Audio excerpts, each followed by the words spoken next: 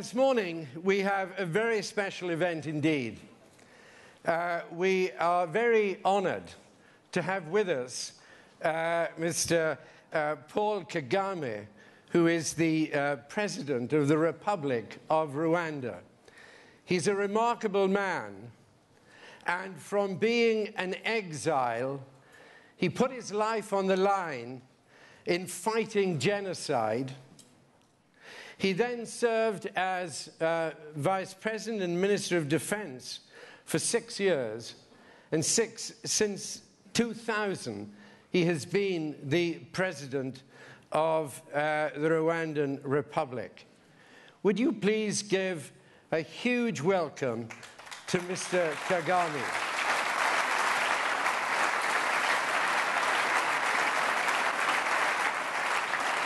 Thank you very much indeed.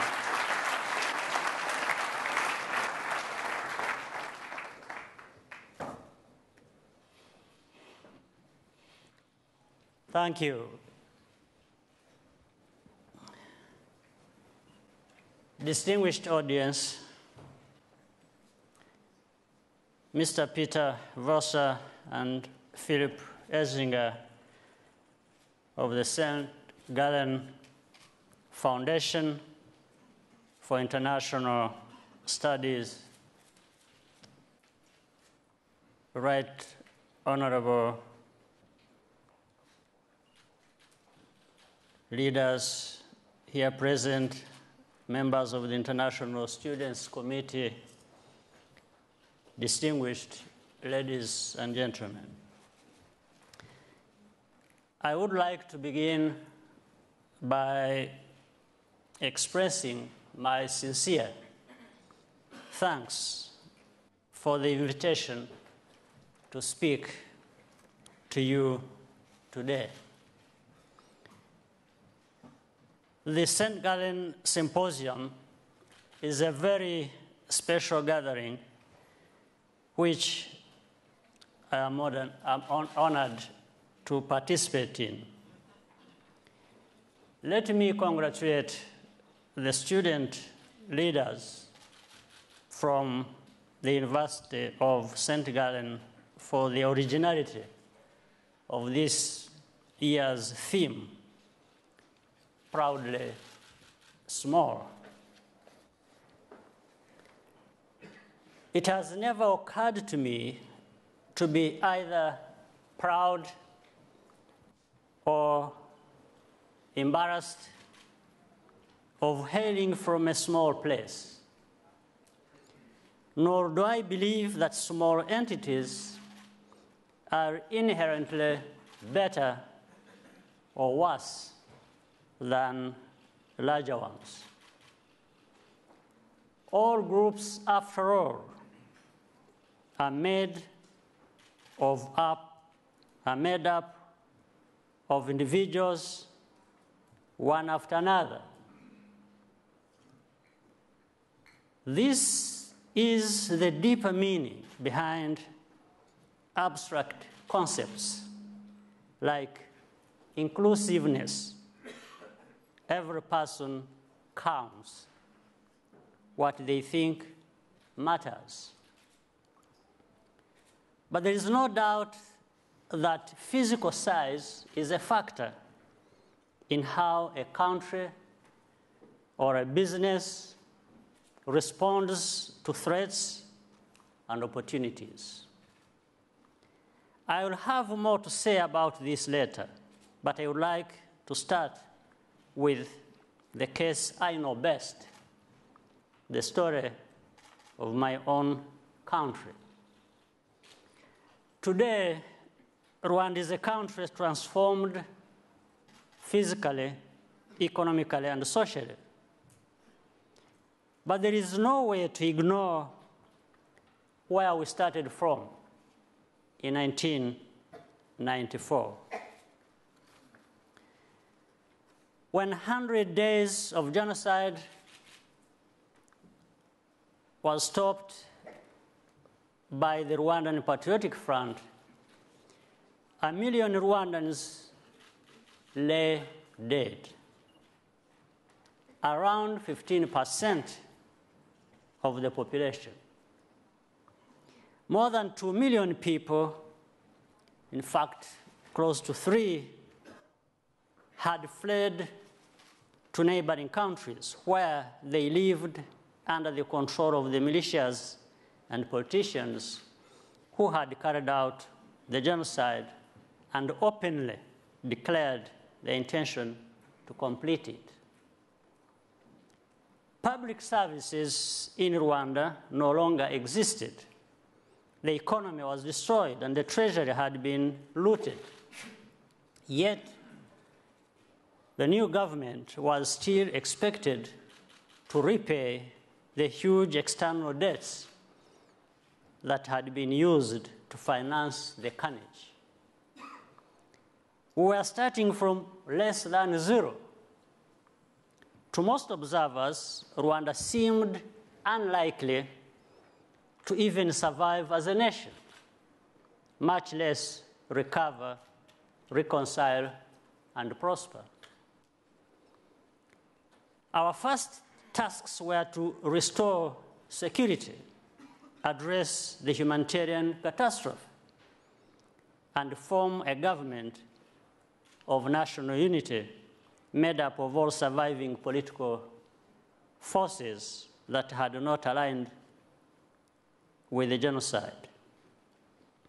A thorough and honest reckoning with the darkest corners of our past was equally urgent if we were not to repeat it. We also needed a shared narrative about the future. Consensus could not be imposed from above, much less parachuted in from outside. People from all walks of life began to meet, officially and unofficially, to identify concrete solutions rooted as much as possible in our own culture and traditions. These consultations eventually reached every village in the country and culminated in the 2003 Constitution, which was drafted essentially by citizens, not by experts. As a result, almost any Rwandan can tell you where the country is headed and why. Let me tell you about 2 specific examples before coming back to the symposium's central question. First, how we handled justice and reconciliation. Hundreds of thousands of Rwandans were directly involved in the killings. By 1997, the refugees had been brought home from exile. The prison population swelled. No justice system in the world could have coped with 1 million or more simultaneous murder trials. We had to try something radically new. But punishment could not be our only objective. People needed to know what exactly had happened to loved ones. Survivors, perpetrators, and bystanders would have to live and work together again, side by side, for the rest of their lives. Revealing the truth and strengthening national unity were equally important.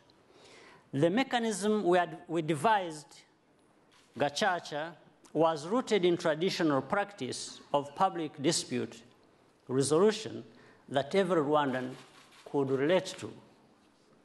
For 10 years, every community in Rwanda came together once a week, and justice was rendered by those most concerned.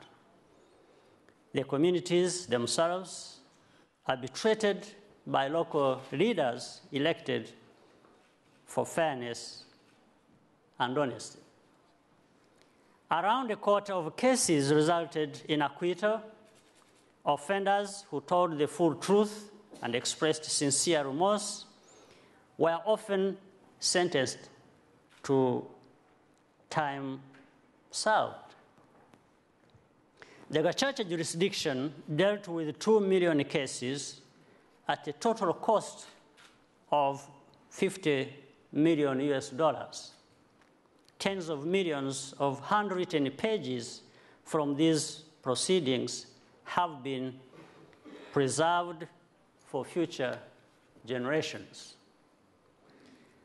By way of comparison, the United Nations International Criminal Tribunal for Rwanda, ICTR, spent close to $1.5 billion over 20 years to convict 65 people.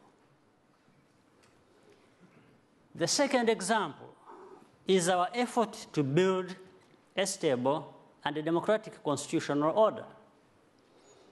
The genocide was a political project of the state, perversely justified in terms of courts' majority rule, but in reality based on a crude racial ideology with roots in the colonial period. We could never again allow the democratic process to be hijacked by political entrepreneurs bent on gaining total power by pitting one Rwandan against another. Our approach to governance reflects the utter seriousness of that endeavor. One, power must be shared. No party, however strong, can make up more than 50% of cabinet. The President of the Republic and the Speaker of Parliament must represent different parties. Decisions have to be reached through dialogue and consensus.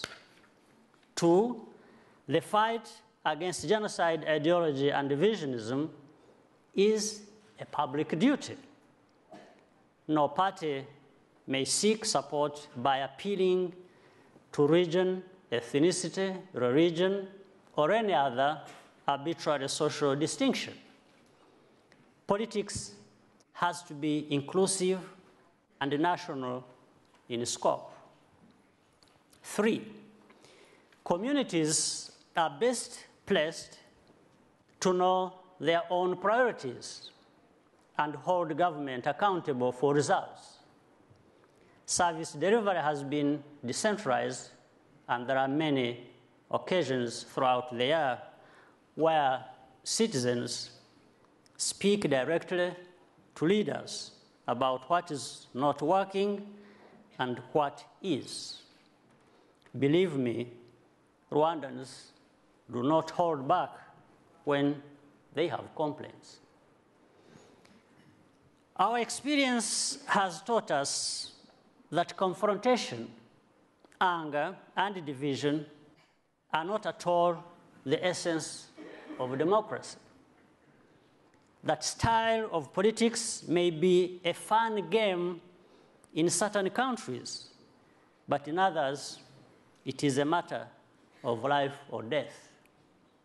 In Rwanda, public opinion will not stand for it. Yet, we are constantly being told that there is something wrong with us for putting national unity at the heart of our system of governance. Let me try to present you the example of Switzerland, a useful point of comparison in this regard. Your country's principles of concordance, collegiality, and direct democracy have resulted in more than 150 years of stability, prosperity, and unity. The consensual approach obviously has something to recommend it. This leads us back to the central questions raised in this symposium. Let me start with the plain truth. There are small countries, but there are no small peoples. It follows that thinking big and acting big are choices available to all of us. Size is not destiny, but I can think of two ways in which Rwanda's relative smallness works to our advantage. First, it makes it easier for us to innovate. There are no off-the-shelf remedies to our predicament. We had no choice but to experiment with new ideas and bring the ones that worked to scale as quickly as possible.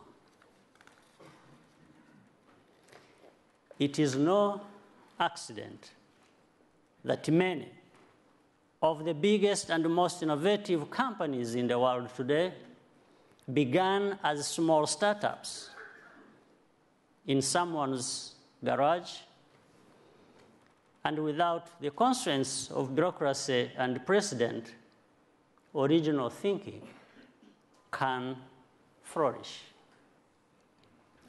In a way, Rwanda is like a collection of startup governance institutions whose mission is to solve problems and create new opportunities. If we were bigger, our approach maybe would have been more conventional and less effective. Second, when you are small, it is a lot easier to get everyone involved. In our culture, as in most others, there is no substitute for talking face to face. Personal interactions remain essential method for building trust in society and changing mindsets such that ambitious visions actually get translated into the billions of choices that citizens collectively make each and every day about their health, finances, and security. So yes, there are benefits to being small, but there is a big catch too. It means you are too small, or it means you are also small enough to fail. A mistake that a large entity could absorb can completely wipe out your company or erase all your country's development gains or even plunge you into war. Small places have much less room for error. No one will rush to bail you out. In the grand scheme, the fate of a small place only really matters to the people who live in it. We have to be responsible for ourselves. No amount of success will ever fully dilute the risk. Well, there are examples, if I may dare to give one. Iceland, for example, is as advanced a country as any. But its prosperity was nearly destroyed during the financial crisis. There are the realities I have in mind whenever I remind Rwandans that nobody owes us anything, and that we can never afford to take our progress for granted. We must always strive to become better and better versions of ourselves. Greatness is a choice available to any person, organization, or nation. Big countries are capable of thinking small and acting small. Small countries can think big and act big, which is to say, with dignity and respect for others. In Rwanda, we found answers appropriate to our context, but the principles we used to arrive at them apply more generally. Include everyone, build consensus, take responsibility, be accountable for results. In Rwanda, or if Rwanda can transcend its tragic history, then anyone can. No matter how intractable today's global challenges may seem, we should meet them with confidence and optimism. More than ever, we are all in the fight together. Globalization means that opportunities spread faster and farther, but threats move just as aggressively, whether we are talking of pandemics, terrorist ideologies, transnational crime, or stock market panics. Big or small, we inhabit the same small world, and so we have to make the right choices for the right reasons for ourselves and for each other. I thank you for your kind attention, and also once again for the generous invitation to address this symposium. I look forward to continuing this discussion today and wish everyone fruitful deliberations. Thank you.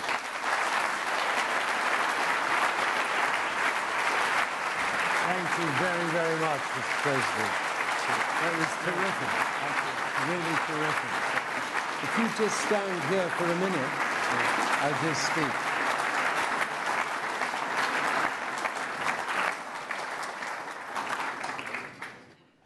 Mr. President, I'd like to thank you so much for that. The very moving description you gave us of the journey from the nightmare of genocide to the way you're grappling with creating a new order today. And secondly, on behalf of the Swiss people here, the tributes you made to the way Swiss democracy has developed under the rule of law over 150 years. And then the optimism you showed of Rwanda being an economy, a society of startups, and the optimism and the way forward of creating an inclusive community.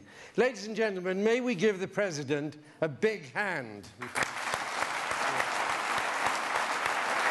That was really terrific. Thank you so much. was an inspiring speech. Thank you. And I'd like to ask you, Mr. President, if you would sit here. Okay. I'd like to ask you, Mr. President, if you would sit here in this seat. Mm-hmm. Thank you very much.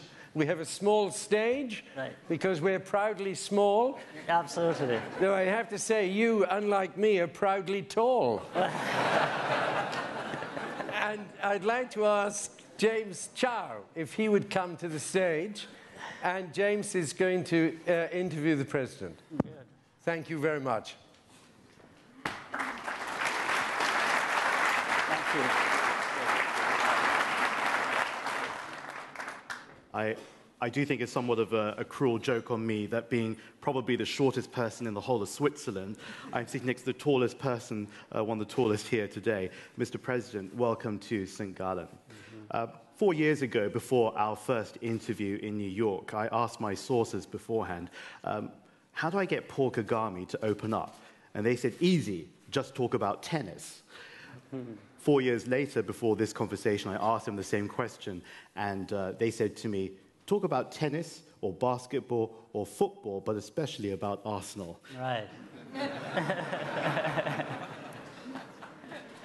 Unfortunately, I don't know much about your favorite football team, but I would love to hear more, and we would all love to hear more about your vision on big ideas, small world.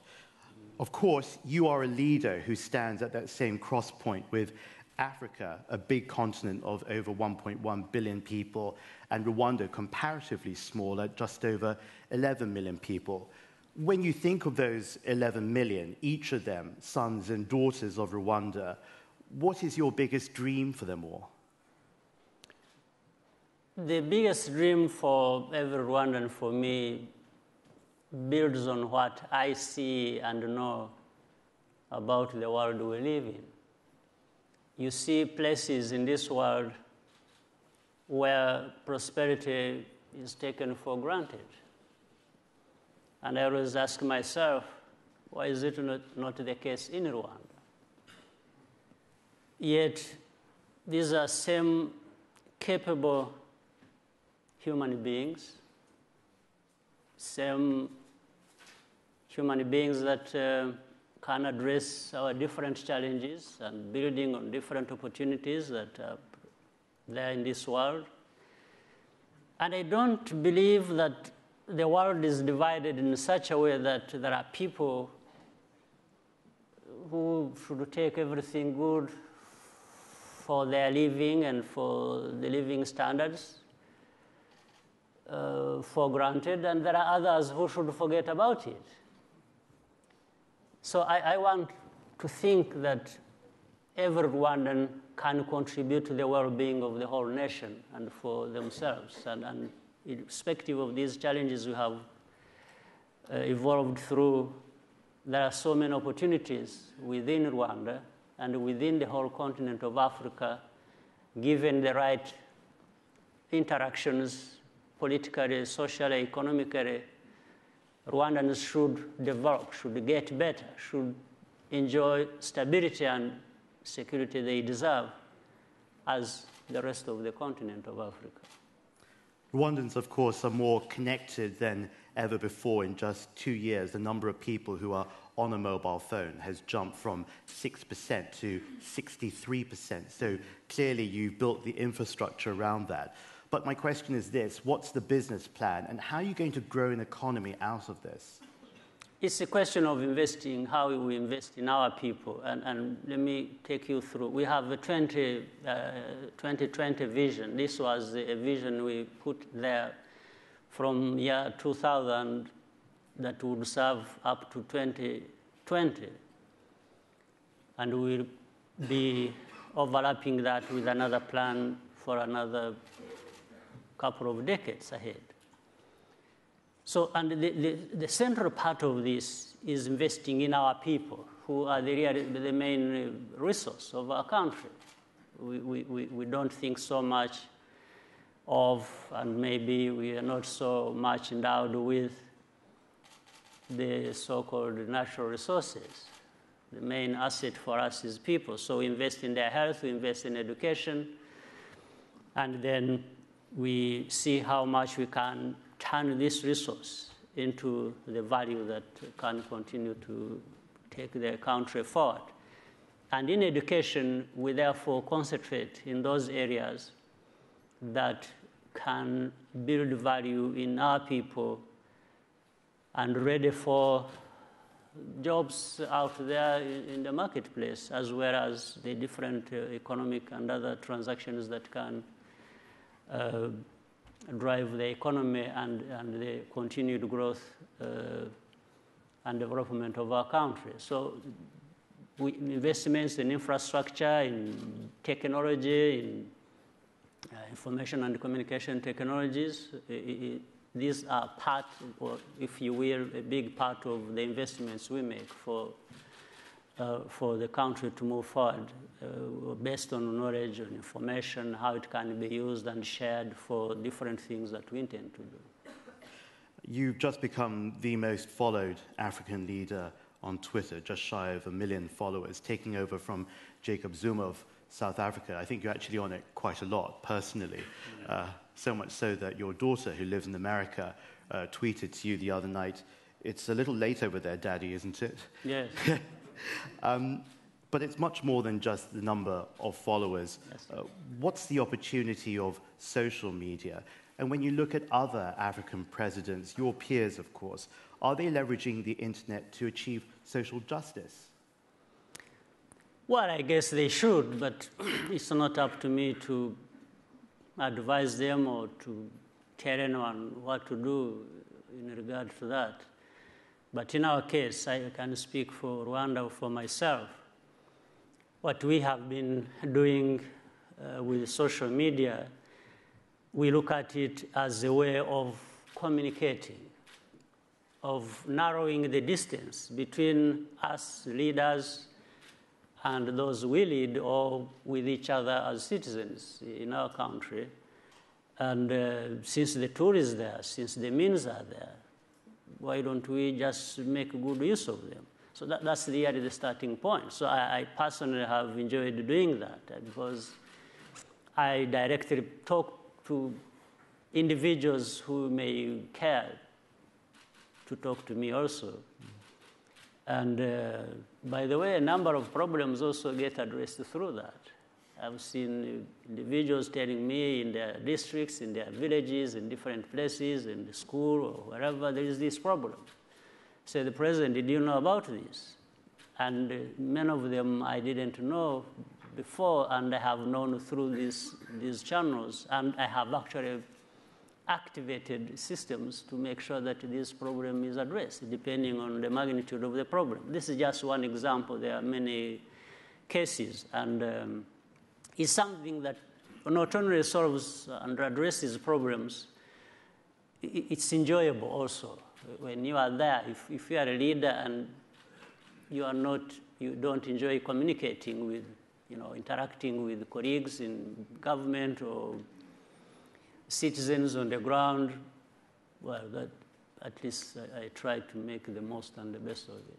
I know that for those who don't have access yet to the internet, every last Saturday of every month, you do your community service. You sometimes turn up unannounced and you meet your own people around the country. As we know, though, Africa is a collection of countries that have significant challenges around issues like health, security, terrorism, corruption. But Rwanda post-genocide shows the world, as you said just there, that even in the greatest of darkness, there is always light. Based on that experience, what one lesson would you share with leaders in Africa, but also leaders everywhere? You see, leadership is about problem solving.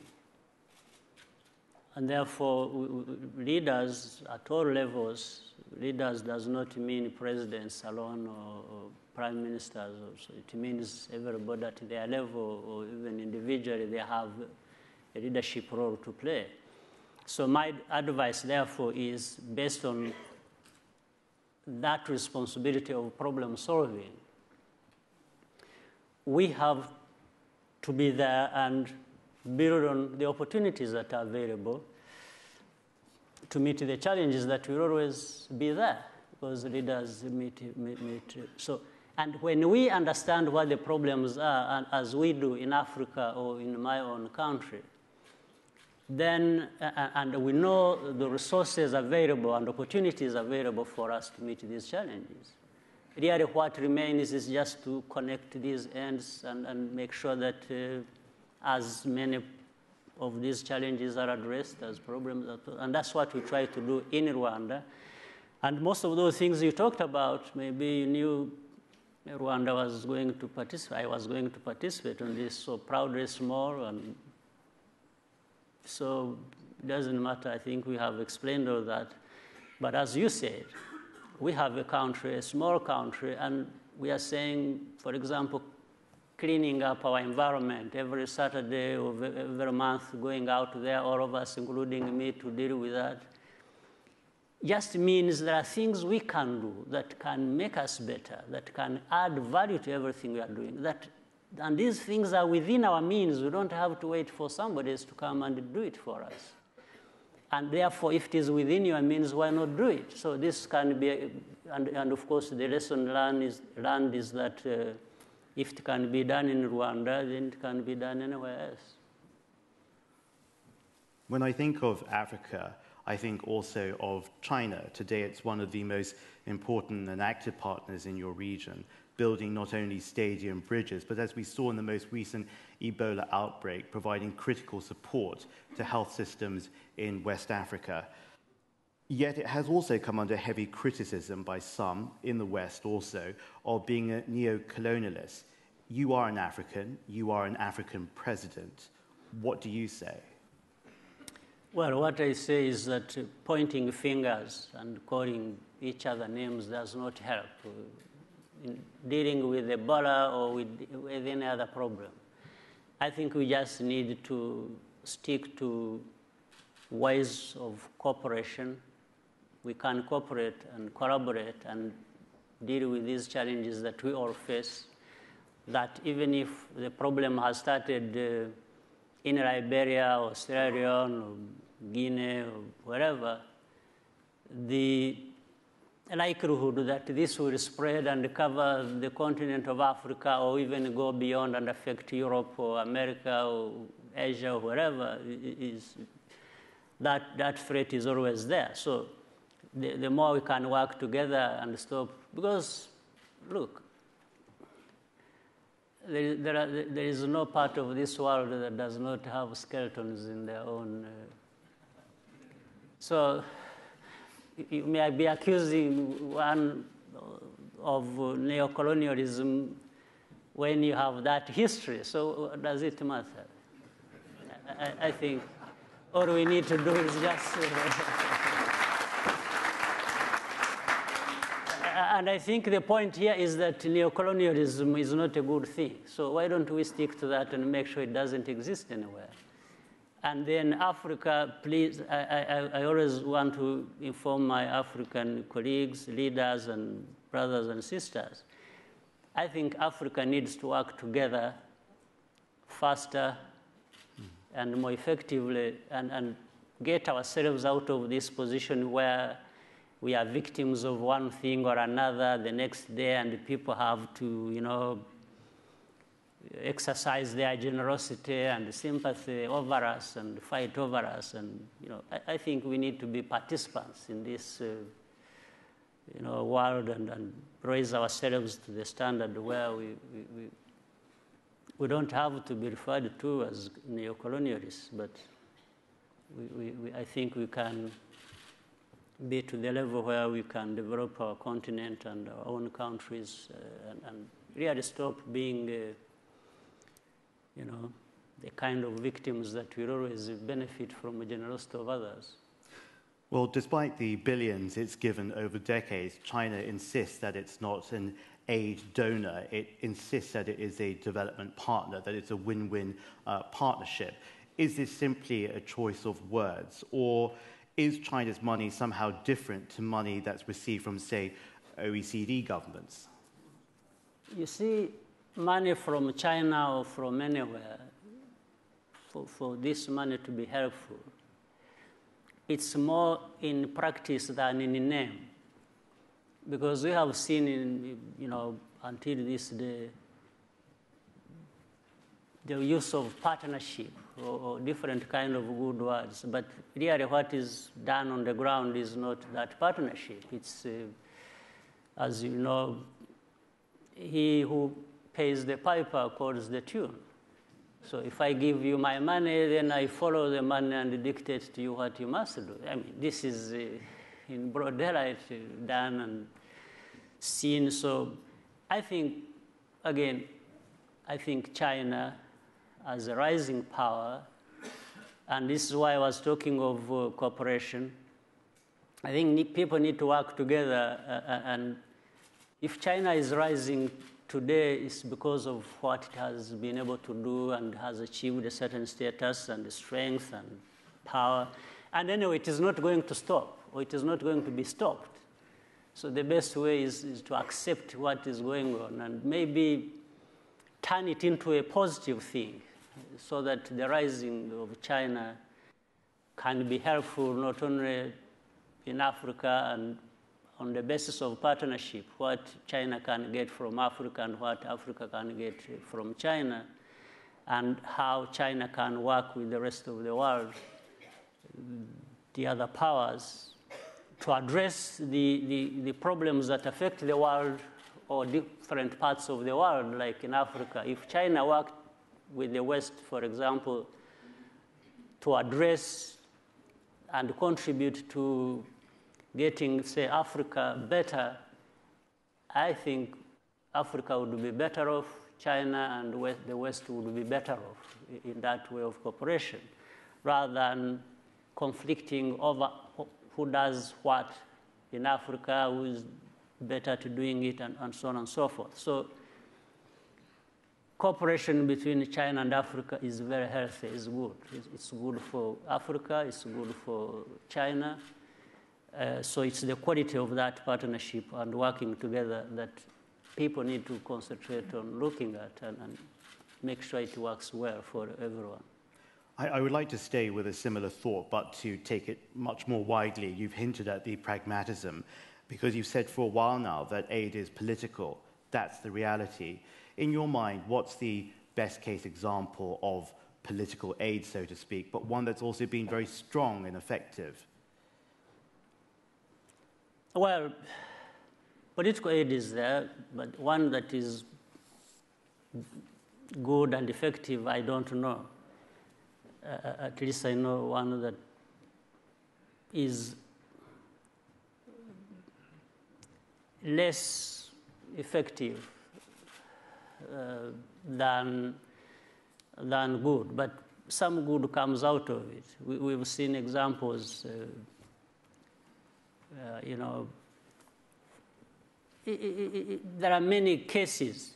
Let me say, even with Rwanda, we have had arguments, for example.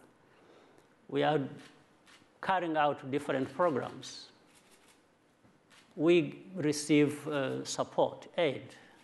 And in fact, initially it was put into its budget support. Budget support, for example,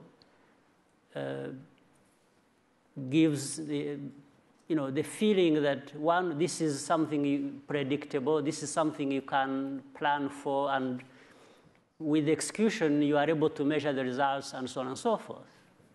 Now, everyone seems to practically say, this is a good thing. But a few months later, somebody says, no, we don't like this thing. I think we would rather channel our money somewhere else, or through other ways. And then you ask yourself, but this way of channeling aid money has been effective, whether it is addressing health problems, education, agriculture, infrastructure, and so on and so forth.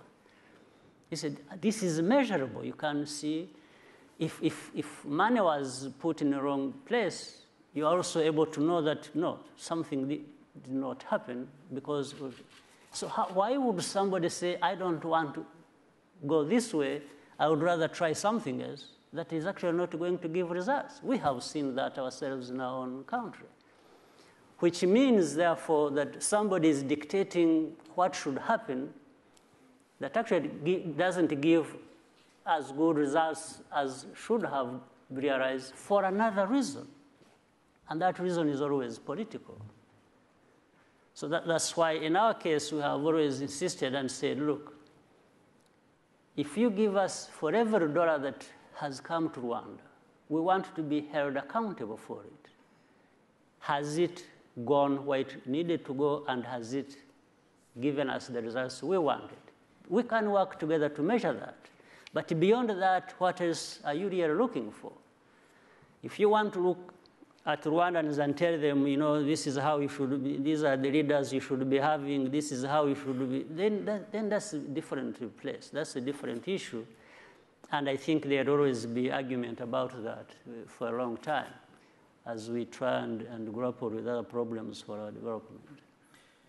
Mr. President, you were born in a very different Rwanda to the one that we know today. At the age of 3, you fled with your family first to Uganda, the start of decades of life as an exile, as a refugee, before, of course, you became a soldier.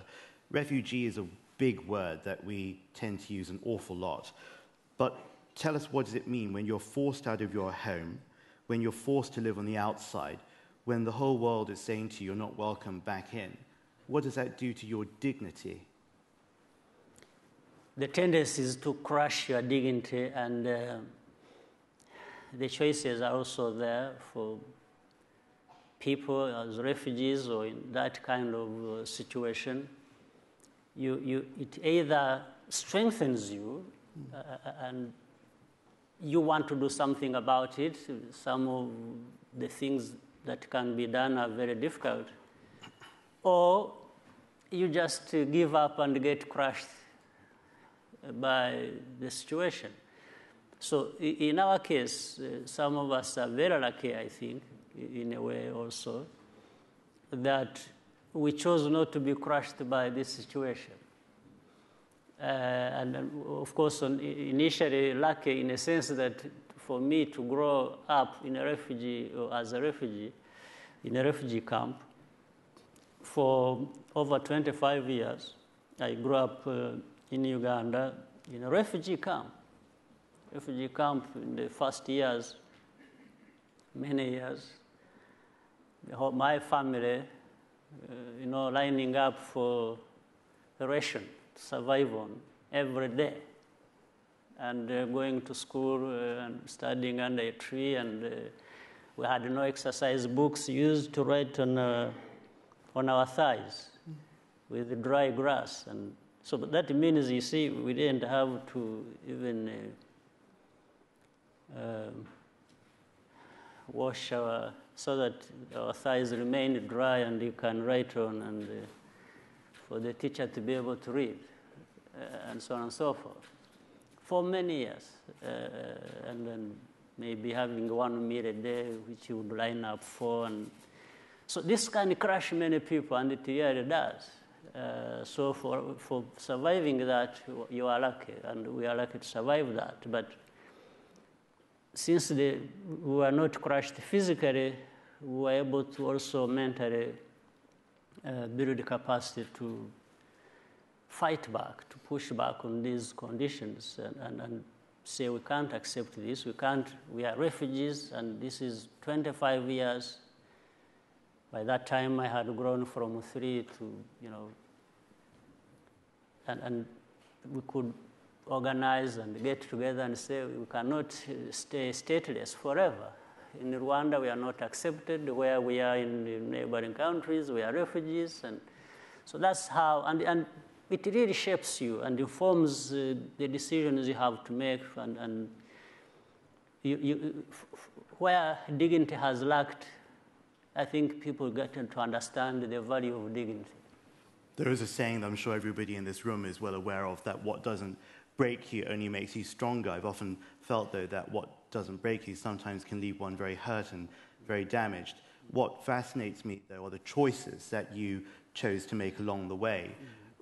I wanted to ask you, what is it that made you believe that despite the dehumanizing, despite being stripped of the dignity, what made you believe that you even had rights? What made you believe that you had the right to be better than you were told that you were? Well, maybe you see things, you learn, and real questions keep coming up in your mind. You see, I remember when I was at the age of 11, I asked my own father, whom I lost 4 years later, what actually we had done to deserve being refugees, living in a refugee camp. And I was asking my father, what did you do? What did you do that we are here?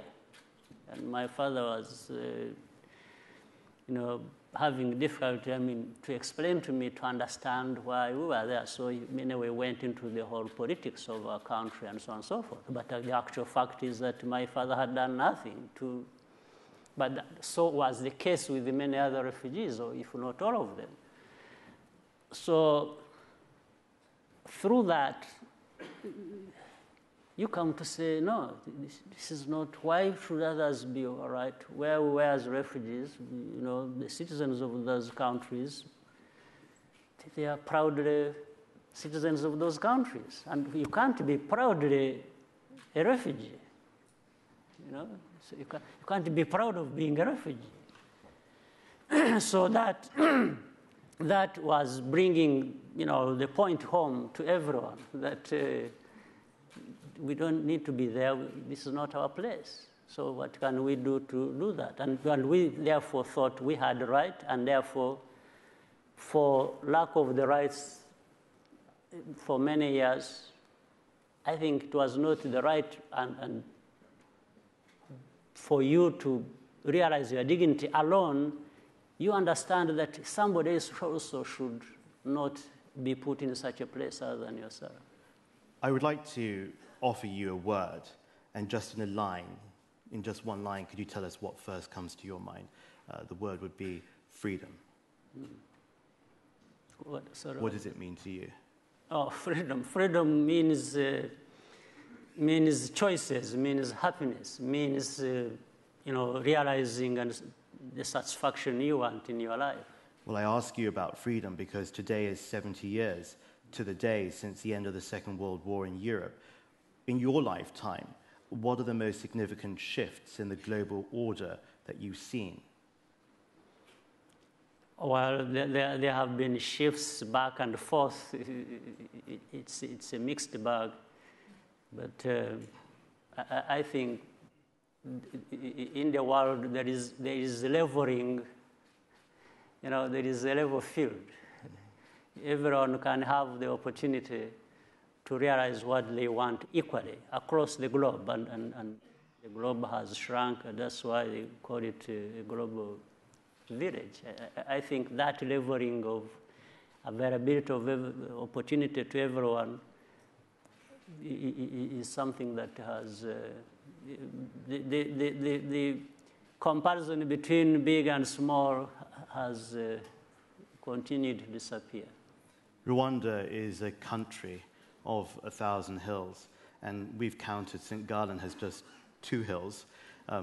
It's no coincidence that you've accepted our invitation to be here today at this university. From Turkey to Egypt, global youth are demanding a greater say and a greater engagement. Based on your experiences that inform your leadership, what would you tell the students here in this hall about making good choices and about a life that enriches more than their own? You see, the young people making all kinds of demands is within their right, and I think they have the right to make different demands. But I would also suggest that the demands the young people make, and rightly make, should also be accompanied by responsibility they should assume for themselves, bearing in mind others as well. So, and they should be aware of the investments they need to make for themselves in order to realize being where they want to be. And it's something that we see across the world. Young people have certain expectations, but it shouldn't be expectations that should be delivered by others. It should be expectations that should be delivered by them too. So the moment this is understood, I think there will be more stability than we see. We can't leave without talking about the crisis that is unfolding on your border today. In Burundi, President Nkurunziza's decision to seek a third term in office has sparked probably the worst violence since its 1990 civil war. As we speak, thousands of people have already poured, or tens of thousands of people have already poured into Rwanda. Your foreign minister said in the last days that the safety of innocent populations is the responsibility of the regional and international community. But let's talk about actionable solutions. You have extensive experience in logistics and crisis management, but also as a former refugee yourself. I wanted to ask you, how far are you prepared to go, to commit to bring about a peace for the people of Burundi? We are committed to doing anything we can, but bearing in mind our limitations. The first responsibility lies with the leaders of the countries where these refugees are coming from. This is really the most important thing. And for Burundi, the leaders in Burundi have to realize that they need to do more and better than they have in order to stop this movement of refugees and therefore address it.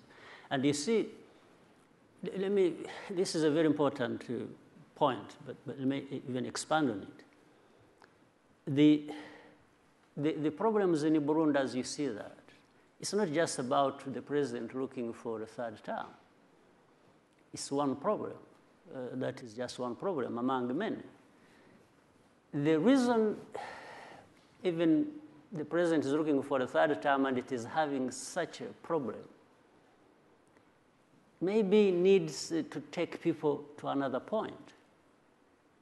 If your own citizens are telling you we don't want you to do this or to lead us, it's because maybe they are saying you're not delivering much to us. So how do you say I'm staying anyway whether you want me or not? This is a real big, it's a serious problem. Whether it was the first, maybe they should have even done that in the first term, even the second. Now it is the third. But third, not delivering means such problems as we are seeing today.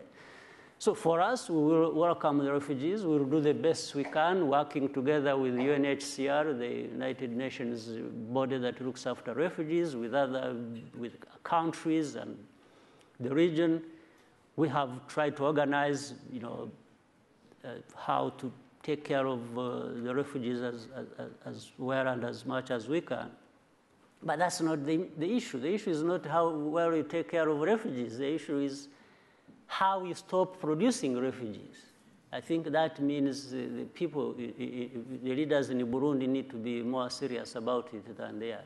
I have to ask you, since you raised it, you said that the issue isn't the third term for Burundi. Would you seek another term yourself in Rwanda? I haven't been seeking for any term.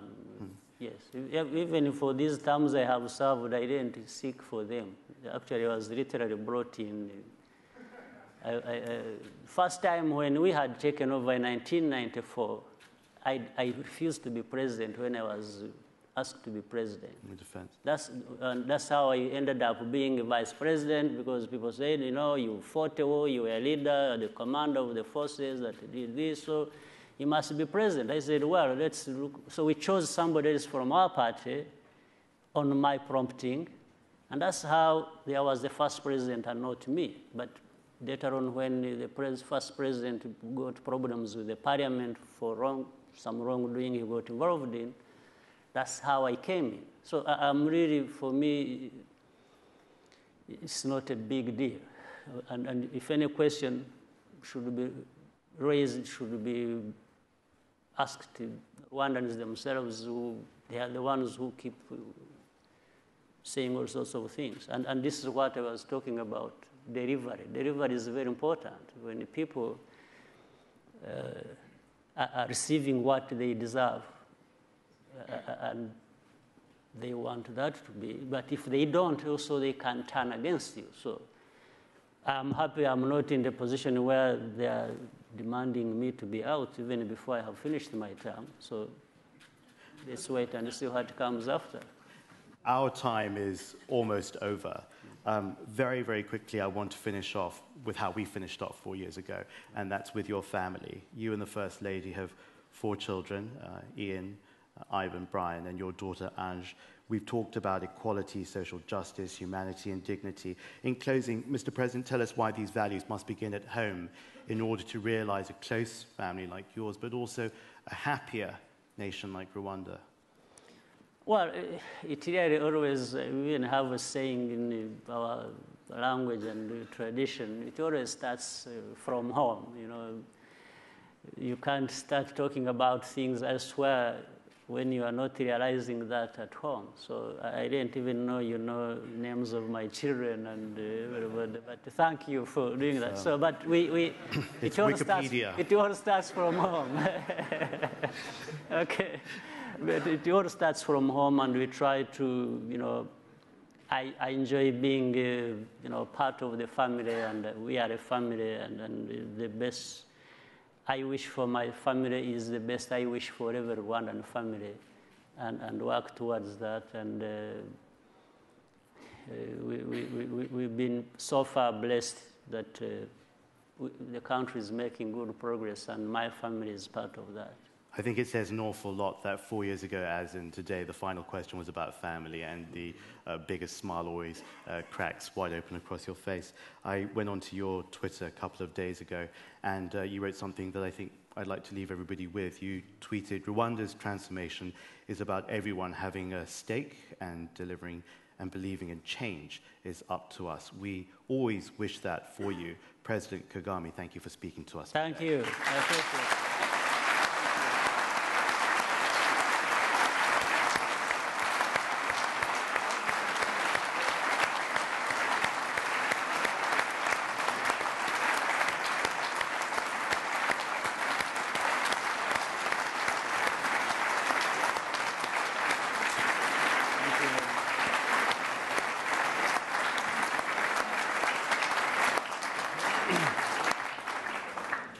James, thank you for being such a brilliant interviewer. All right.